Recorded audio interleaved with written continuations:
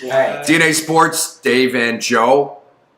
Director and engineer, Mike Herrera. And we have a special guest, Danny Corral, ex-catcher for Beloit University and Jones College Prep, one of Joe's teammates. We're going to talk firstly about the situation today with the Cubs releasing Miguel Montero because of things he said about Jake Arrieta not holding base runners, which caused runners to steal 7 bases. And what was he like? What did he have? He threw one guy out, I think, in 34. 1 out of 32. Something like that.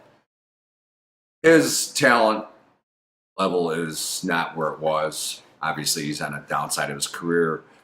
This is Montero, and it gave the Cubs an excuse to get rid of him. He was testy last year when he didn't play in the playoffs a lot. And, he's about himself first, and I think he's different than a lot of the Cubs. The Cubs seem to be a pretty close-knit group, and he's very opinionated, and, he wants to play. So what do you think about that, both you guys? Well, I think that it was a good move by the Cubs because while they have a ton of talent, right, that also plays a factor into why they were successful last year.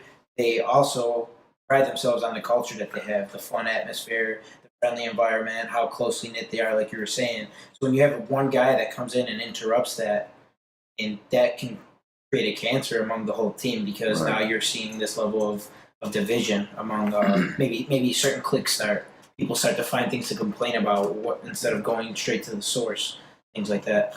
Yeah, and the Cubs, they're not the same team as last year. It's almost like they're satisfied with last year's championship, maybe, or just didn't come as prepared as they did the year before. So I'm interested in what kind of message that sends to the clubhouse, though. That once someone airs that dirty laundry out there, they just get designated assignment right away. Mm-hmm. What does that mean? Yeah, I guess that also could kind of mess with the atmosphere and culture of it too, because why not? While it's your job and it should be taken serious, why not like some sort of warning or? Yeah, that was a bad move by Montero. Because this isn't his first time airing out his dirty laundry in public. Sure. So I think they gave him the benefit of the doubt because they won a world championship. But now since they're struggling and he's not the same catcher he was last year even. So they have a catcher that's hitting .343 in the minor leagues with 54 RBIs, 53 RBIs. It gave them an excuse to get rid of him and bring up this new kid and see what he can do because they're in need of offense for sure.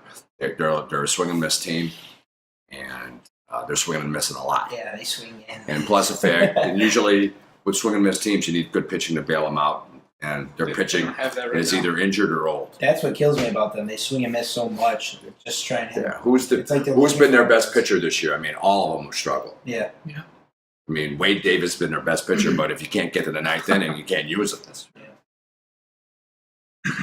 And then going off of that, you were talking about bringing him up. And right before we started the podcast live, you were mentioning where do you go when it goes to the crosstown to the White Sox? What do you do with everybody on the team? With that youth movement on the south side? Yeah.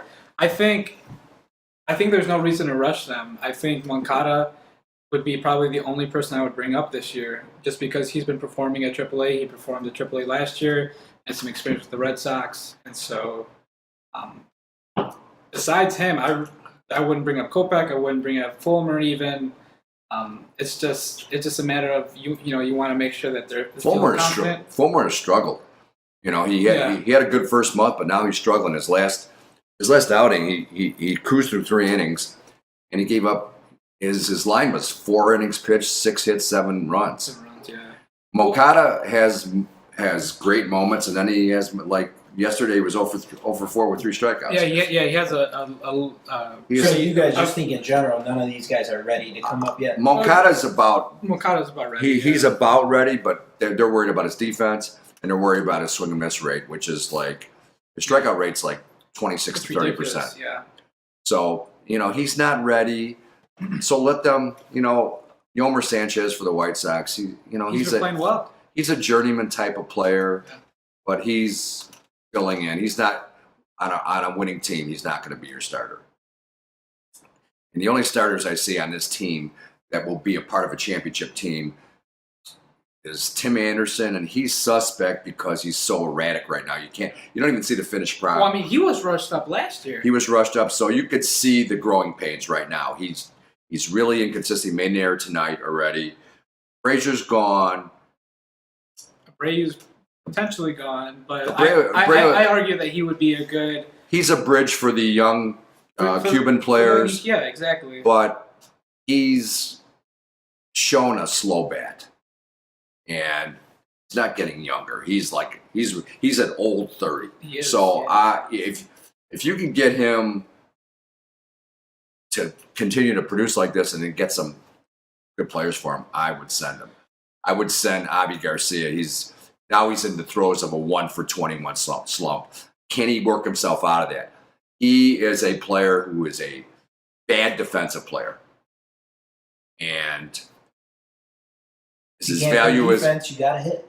Is his value and he's doing that right now, but like is his value as high as it's ever going to be right now? Yeah, but like Rosine was saying, his defense is liability. He's obviously performed well above everyone's expectation coming into the season, but I don't buy him. Does he bounce back?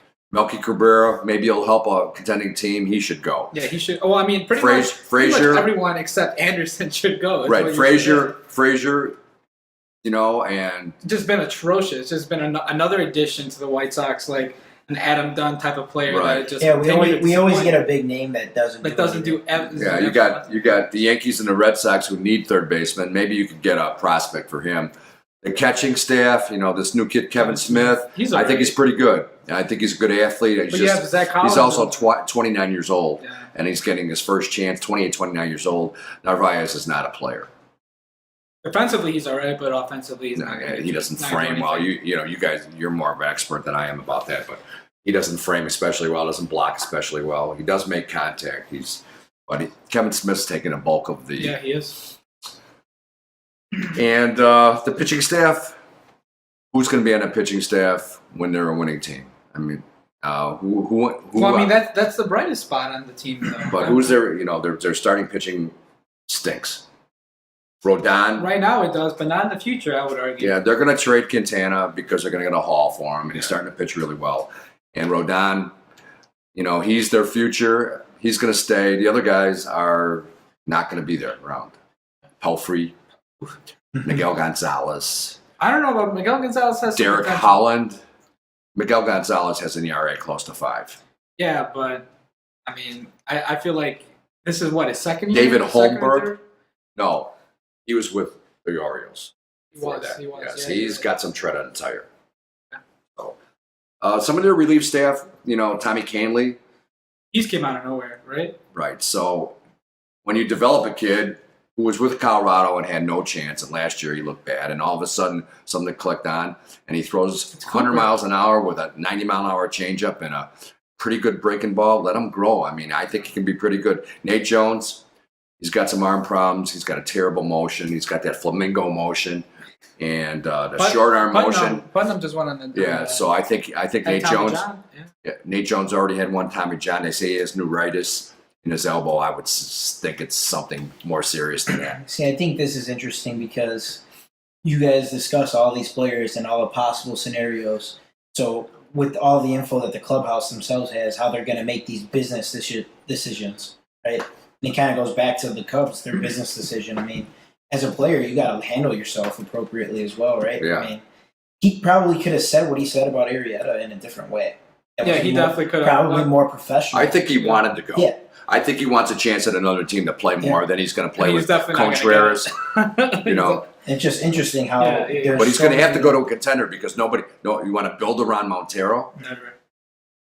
There's just tons of scenarios that could happen. Just that you don't know the clubhouses what they're thinking, what you're thinking. Yeah, it's tough. I think back to my time as a bullpen catcher for the Beloit Snappers. Like, you never know with what's going to happen with prospects. Like, some may pan out, some may not. Like, I know a guy in Single A right now who's been there for 3 years, and so we're going back and forth about this guy could be the future. This guy can be a key part of the White Sox. As a catcher, do you know when a pitcher has flawed mechanics? Do you know? You say by watching him saying he's going to break down. you can tell that just from catching a couple pitches, just the way that they handle themselves in the mound.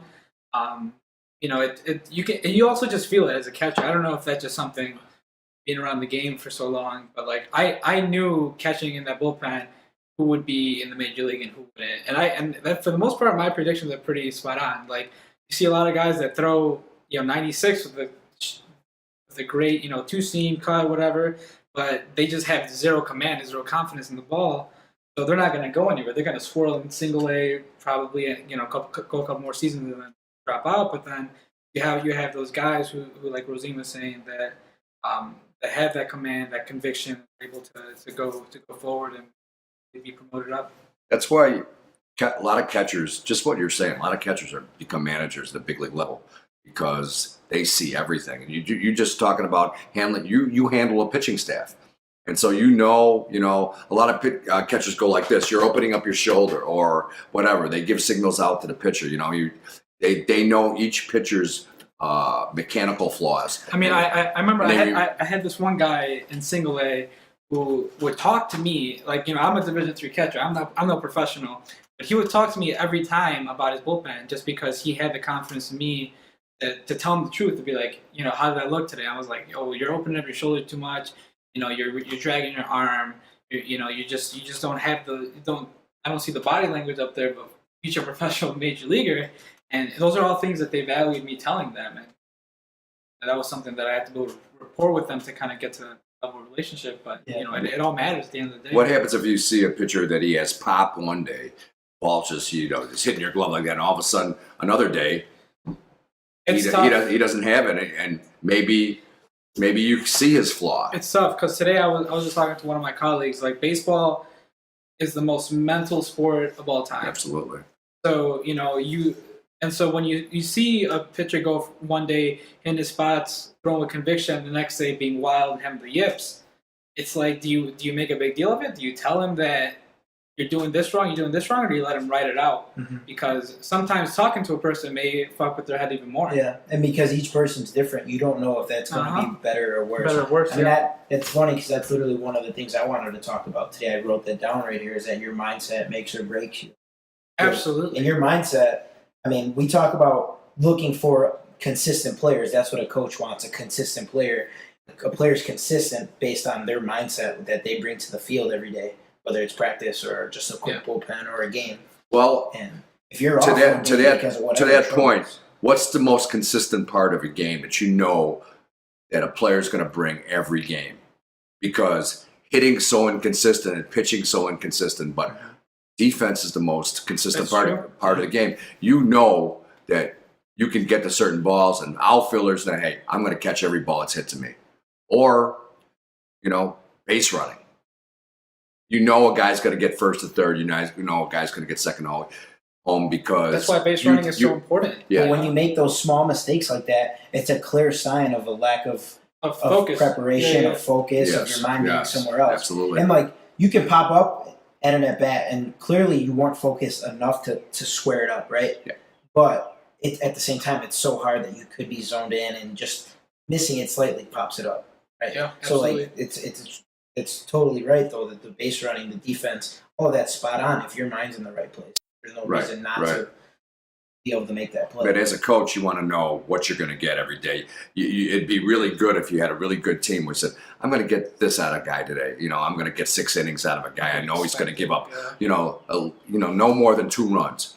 Especially in high school or lower levels, whatever. I was just saying that. You had that pitcher. You had that pitcher in college, that lefty pitcher. What? Yeah, that was what I was just about to say about Ryan. Right. We knew that he was always going to go 6 or 7, but a lot of times he. So, what kind of confidence does that give you as a catcher and behind you in the outfield? Oh no, absolutely. When I was catching Ryan, it wasn't even like I was catching. It was just like we were on the same page all the time. And that was, I think, a reason why he worked so well was because he trusted me. He never shook me off. The one time he did shake me off, he threw a changeup and it got hit right up the middle, almost took his head off. I remember that. But that says so much to a team. It gives a coach confidence, gives a team confidence. We knew we were gonna have a chance every time Ryan pitched. Yeah. We never knew if someone else pitched. Yeah, someone else pitching wasn't sure because. Well, going to that point, Mark Burley's number was just retired for those out of the Chicago area who are watching us and listening to us. And he shook off guys in a 13 to 14 year career, maybe three times. Exactly. And so how much confidence they give a catcher? I trust you as a catcher and as a teammate. And everybody knows that you're going to get a good game out of him. You're going to get his best every time, and he's going to pitch really fast. Mm-hmm. So everybody's confident around them, you know. And he didn't have the greatest stuff in the world, but everybody loved him, and everybody loved how he competed, and loved him as a teammate. And I was going to make a point about the reason why that pitcher and those who are successful in the game are successful is because they put themselves in a position to be successful. So I was going to mention earlier, like I was coaching freshman baseball this year, and a lot of those kids have talent, have more talent than I had in high school and a lot of people I played with. But what's holding them back is just like their lack of focus, their lack of running out to their position versus walking. You know, their ability to, when I'm throwing them BP, those 10 pitches, to focus in for those 10 pitches, but instead they're talking to their friends in the dugout, or they're thinking about, you know, where their girlfriend's going to text them back. And that's the thing. I mean, I get it. Being a teenager, there's a ton of things going on in your life, but, you know, it all comes back to that saying, you know, anything worth doing is worth doing well, right? If you're going to put the time to show up to baseball, why not do it well? Do you show up to school and just say, today I think I'm going to get straight Fs? I mean, it rolls over, and if you're going to do it, try to do it. And you know, and we're asking for, like, you know, we're asking for a 2-hour practice. Obviously, you're not going to be intensely focused for those 2 hours, but the time that you're in the batter's box, I need to see that you're focused, that you're anticipating a fastball, that you're sitting on that fastball, or you're looking for a curveball, whatever it is, you know. And we're just asking for the little things, and once you're able to get that ability, that's when I think, you know, players start developing. Because it's easy to repeat the physical things, but you can go through the motions and do those drills. That's when you have the best teams. You need to repeat the mental. When everybody's talking baseball in a dugout, not talking about anything else. Yeah. And we've had teams like that. But, you know, we had a situation Wednesday where guys were talking about anything but baseball, and I let it go because it's in the summer, but I will address it at some point. Yeah. Because, you know, nobody wants to be out there for 5.5 hours on a hot day. But and us as coaches, we put that time in, right? And so it's extra frustrating for us. Like Joe, like you said, like we get it, you're teenagers, but at the same time, we're clear about our expectations. Right. You know, we're asking for those 2 hours. Out of those 2 hours, maybe 15 intense minutes of focus. And they complain about bad weather, but now you're in it's 80 degrees, 85 degrees. Now should be the time where you enjoy yourself and for 2 hours. That's when you're making the most progress. You know, you're developing. 2 hours, play baseball. That's it. Think baseball. I remember going to Near North in the summer. You know, for our baseball things every Tuesday and Thursday, and that's when I got the most out of it because you would throw BP to me for 30 minutes to 45 minutes every day or every time we were out there, but I was focused because I was there. I was like, we got more done in that way. For those of you who don't know what we're talking about, over the summer we used to have these sessions on Tuesday and Thursday that guys worked on individual stuff, and anything that we could do as a coaching staff to help, we did. And we've carried it on to this day. This year, we're doing it at a park in Chicago where we have some free time from 11 to 2. Yeah. But kids always need work on individual stuff, whether it's pitching motion, whether it's, in your case, pitching mechanics, and also working on your footwork as a catcher and blocking as a catcher. We didn't do a lot of blocking work over the summer because you want to heal from the year before. You worked a lot on your swing, and you worked a lot on outfield work and some on pitching mechanics. It was terrific. And now we play in the fall, so we're ready to play in the fall. So it was great. And the best part, it was. And obviously, if you're watching the video, these guys are not physically imposing, but they could play baseball. So they needed to work on baseball fundamentals and maximize their baseball ability. Yeah, I mean, we came there. It wasn't a 2-hour thing though. We by choice stayed there all day. All day, yeah. I mean, we'd get there at 10:30, 11, and be there until 3. Yeah. I mean, we'd take a break and go get a hot dog. Right. Come back. Yeah, exactly. That's what you said. Yeah. Running parachutes. We would do ladder work. Yeah, we worked out and we hit. And that was so much fun to watch, and that's a throwback to the old days where guys just played baseball all day. Yep. You played ball, you played fast pitching, you played all sorts of stuff. And to me, it was great. And it was hot out there. And this isn't to say that we're reminiscing on the good old times or whatever, but these are things that coaches and parents can help sort of develop now. These skills, these abilities, these habits of mind that if you see your kid, you know, um, being on his cell phone all day. It's summer, you tell him to go outside. I remember I used to just throw the ball against the wall and work on my scoops. I mean, because right now it's only about the games, especially when we talk about the travel baseball. It's all about going to play the games, but you're not. When you're seeing a live pitch, you don't have time to think about what's wrong with your swing or what coach is going to help you with anything. You're just there to play and that's react, it, right? Yeah. So I mean, you got to take advantage of the moments where you can go and get better and be in the sun and actually be active. How can you perform at your peak? Speaking of that, I'm the head coach of New York Chicago Showcase All-Star game this weekend at UIC. We're playing at 1 o'clock on Friday and 9:30 a.m. on Saturday. And CPS is making a big deal of this. But it's just a bunch of kids getting together, and, it's a wood bat thing, and I don't really know. Oh, it's about the experience, right? Celebrating their performance for that year. And yeah, they're juniors, so they're getting seen. I get it. But, as far as just teamwork and everything, it's just a bunch of mercenaries getting together. Well, because it's not like they know each other. Yeah. Right. So we had one practice, which I didn't show up to because I had a lesson. And so the guy who was assisting me did it. He said it was a good practice, but I don't get up for it because it's not the essence of teamwork. I mean, that's the most fun, watching a team mold and becoming successful. That's the fun part. Watching you guys play, especially the 2011 team, where we won. Good, yeah. We won in a game where it was like over 100 degrees and on a walk-off home run. And our left fielder was having heat stroke on the yes. Yeah. I mean, we won 2 other regionals, but that was just special because that was you maximize your ability. But I think that's the essence of what we're getting at here, right? For me and you, at least, I know the game was fun because of the work we put in to be able to play that game successfully. Now I just feel like maybe it's just go play this game because it's. Did you talk about games at school? Because, it's different than being on a travel team. Mm-hmm. You don't see these guys at school. You see them on the weekends. But when we have a 35-game schedule plus playoffs, you see the guys in school every day say, hey, let's go. Do you guys talk about that? Absolutely. Yeah, that was definitely a big part of our day was hanging out with our teammates in the hallway, in the lunchroom, whatever, talking about our game, getting just mentally prepared. Talk about the night before, talk about practice was shitty or it wasn't shitty. Maybe the next day, playoff games are coming. I mean, that's every day. I mean, in the hallway, all the baseball guys always hung out. Not because it was a clique, just because it was just a really. We were always together. It was a supportive environment. Though. Yeah. Like I never felt as part of my high school team that I was ever really in competition with them. Yeah. Because we all sort of brought the best out of each other. Yeah. Like, we had people that probably shouldn't have been playing varsity baseball, but they were playing varsity baseball because we believed in them. I remember you used to say like we basically willed our way through the whole playoff we did series just because we were really about the team. It was like we over me type of thing.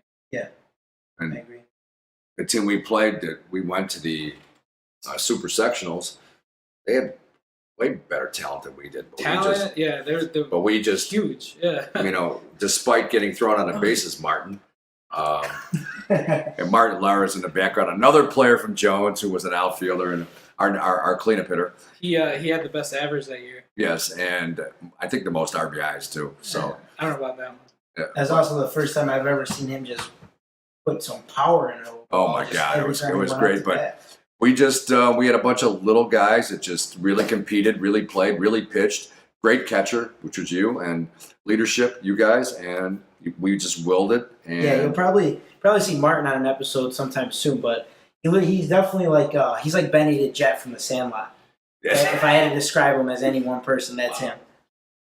But yeah, I mean, it was fun times, and even just going off that, my senior year in college, I lived in a house with the guys, right? Yeah. So it was me and 6 other people. So when you want to talk about exciting times, especially when we were in the run, in my first 3 years, we weren't even in contention for playoffs. And our last year, we were in contention, so that's all of our first time. and that's just what we're talking about all day. When you have only 4 classes a day, every time you're at the house, you're just talking about baseball. This is what's gonna happen. What do you think's gonna happen here? Well, who's gonna play here? What do you think coach is gonna do about That's this? so much fun. Just all day long, and then So much all right, fun. let's go hit. Yeah. So, All right, let's go work out. Yeah, you're so fired up. But you and your teammates built that culture, though. Yeah. Like that was, I like we went to school together, but during my time, there was never that culture. Mm-hmm. Yeah, it wasn't And, like and, that. and that shows a lot about you and your class and It your was definitely leadership. tough the first 3 years to get some wins on our. It was our rough. belt. It was so rough. Yeah. I mean, that's why I didn't have as much fun in college as I did in high school, just because there wasn't that supportive culture. It was like, I'm competing against a catcher to get a chance to play, but I'm also competing against the other team. So it's like you have all these different things that you have in your head, and how can you even be successful doing that? Yeah. Obviously, during these workouts, we had a lot of people out there, but one of the players is now a top Division I pitcher at UIC, Alex Padilla. Mm-hmm. And his brother played for us, Pablo. And so he worked out with us too. He took a lot of hitting and did a lot of long tossing, did some throwing, and look where he's at now. I think it's really quite an honor to have all these guys come over there and just work out all summer. Yep. And we did it for a long time. It was definitely a pretty good hub. Yeah. It was a pretty nice field for a long We had other time. kids from other high schools show Yeah. up. I remember Because how many places to work out safely in the urban area, and so much fun to watch everybody participate. And again, it's from like 10:30. Sometimes you guys stay until 5. We can never get out. So yeah, I wanted to ask both of you actually, what are some physical signs that any sign that you see on the field? Oh, that. Me, seeing the player, for example, let's say we have a man on first, I have my third base. Right before the play happens, I yell out to the field, know what you're going to do with the ball if it's hit to you. Left, if it's hit to your right, if it's hit in front of you, or if you got to charge it. Whatever it is, go through all those scenarios in the head. That's when I know the player isn't ready, because when I just said that, say that all the time in practice, and the third baseman is hit to his left. He's like, oh, and he picks up the ground ball, but doesn't know that there's a play at second. He throws it to first. I'm like, well, he's not mentally in it, and so I feel like that's. Yeah, but what is the reason behind why they're not in it? I mean, that could vary. I mean, I know when I'm running practices, helping run practice, I try to make it as engaging as possible and have students have players have ownership in the field. But if that's not happening, I think their mind is somewhere else. And so we were saying earlier, being a teenager is hard. Like that's the difficult part in everyone's life. So you got to worry about school, you got to worry about your parents, you got to worry about your girlfriend, or whatever it is. Again, I come back to the lack of focus.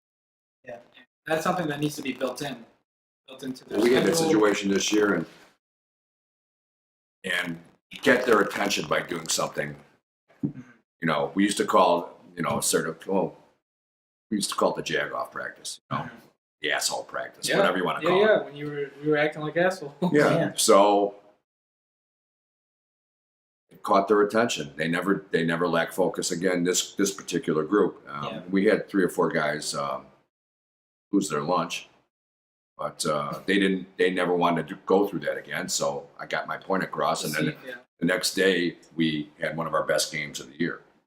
To do that all the time, I said, no, only do it when you guys don't come ready to play. And there's a lot of reasons for that. We had a kid yesterday that came to our summer league game. He had a tryout in the morning, didn't make it. And he had something going on with his girlfriend. So he comes to our games, and he didn't want to come to the game. And he's a really good kid, but he didn't want to come. He said, I'm sick of baseball, and I'm sick of what's going on. And I love it here, but everywhere else I play baseball, I don't get treated like I should. So there's really not a lot you can say, but I said, you're going to come to the game because you're a captain in your senior year, and what kind of example are you setting? So he came, and he pitched really poorly. even though he gave up no runs.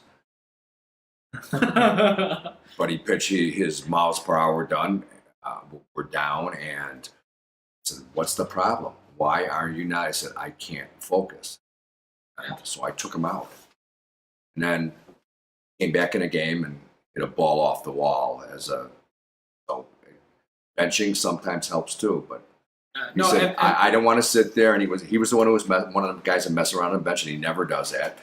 So that's a really important point they bring up was that that benching helped him out, but as a coach or as someone trying to help develop a player, you have to get a sense of how people react. Yeah, you have to know your players. How your players react. And so for us, that's part of being a good coach. For us, we were good. We were okay with running. It sucked. I was really fat back then, and so that was just the worst thing. And so when that happened to me, that was just like, I knew I had to step up my game. But in my instance where I'm coaching, if I were to ask players to go run or go run a mile or go run for an hour, they just wouldn't. They would just put their terrible effort into running, and the point wouldn't get across. So it's just like I'd be making them run for no reason. It wouldn't help them focus. It wouldn't help them get the point across that they need to step up their game. And so I just think my point there is you have to know what your players are. How are you gonna be able to work with them in a way that'll help them develop? Yeah, sometimes you can't get away with the running and the punishment because nowadays you're going to have parental interference. That's another thing too. Yeah. And it seems like the more affluent the players are, the more they want to be involved, the more they want to discuss why you made my kid run, why you punished my kid, when we punish the whole team. But it's always my kid because my kid came home and he didn't feel good. And what do you do about that? Well, it's a tough situation because there are parents, and the demographics of our school have changed significantly, where we had a lot of minority kids, and now we have a lot of entitled kids. And it's not a good situation. Most entitled kids never get past high school playing baseball or playing any type of organized sport, except with the AAU kids in basketball, which they're entitled there, and then they get a rude awakening when they play at a higher level. I think regardless of demographics, regardless of class, of gender, whatever, like the fact of the matter is that players need to put in that effort, and as coaches, you need to know how to respond to your players and also to the parents. Well, like Rosine was saying, like you can't really do that now. You can't have them run because then the parents are going to get upset, and then that's just not going to develop a good relationship to help support the player. Because that's at the end of the day, right? We're not, we're about developing players, developing young men, developing individuals. Yeah, we had a real bad group this year as far as seniors, and they didn't listen to anything. They would patronize the coaches, saying yeah, and they would do what they wanted to, and it showed later in the year when we needed to have they didn't bond with the team. They were really self-centered. And then when they needed their teammates, some of the teammates say, I'm not going to give a lot of effort because I don't really like this guy. Or, what's he ever done for me? And, has he ever talked to me? And these are a couple of captains. And one kid swore to coach, and, I had to suspend him. He swore to coach because the guy struck out, and the coach said something, and he swore at him. And I suspended him. And it's a difficult situation. I mean, it's kind of tough just in general having that dynamic because you're like, I keep saying students. Really, that dynamic kind of floats over, I feel like. Oh, no, absolutely. I'm a huge believer. It's just that the relationship between people in general, especially when someone's in power over someone else, and like you have these teenagers that are going through certain stages of their life, and then they're being told what to do. Now all of a sudden it's not as fun, but they still need guidance. Well, with this particular group, they were afraid of me, and also they couldn't get away with anything, so they gravitated to the assistant. Well, the assistant, empowered them, and they refused to listen to anything that I had to say. And It really hurt the team. He's the assistant, not the head coach. And he would come back to me and say, these guys are just listening to me, and I'm trying to relay the right messages, but they have their own ideas. I said, well, we're going to fail. Because when it comes down to something and they're not used to failing and they can't handle failure, and when their best fastball is being hit out of the ballpark, they're not going to, because they don't want to listen and they don't want to learn from what we're trying to tell them. It's going to be curtains for our team. And it was. I mean, we had a good record-wise, but we didn't win anything. We finished third in that conference. We got beat in the quarterfinals of the city on a walk-off 3-run homer, and we got beat in the first round of the state playoffs. So, to me, that's an unsuccessful season. Yeah. I mean, especially when every team should always be shooting stars, and that's relative to each team. But for you, you've been to the playoffs. But Jones has you're the tradition. You want to get something. Yeah. Meaningful. Yeah. I mean, who cares about regular season stuff? We didn't. It's all about the state and the city. What else we got? I don't know. I think that's pretty good. For today. Okay. Signing off. Dave and Joe with special guests Danny Corral and Martin Rico in the background, Martin Lara. All right. Thanks a lot for having me on. Appreciate it. Hopefully he'll come visit us again, and we will see you next time.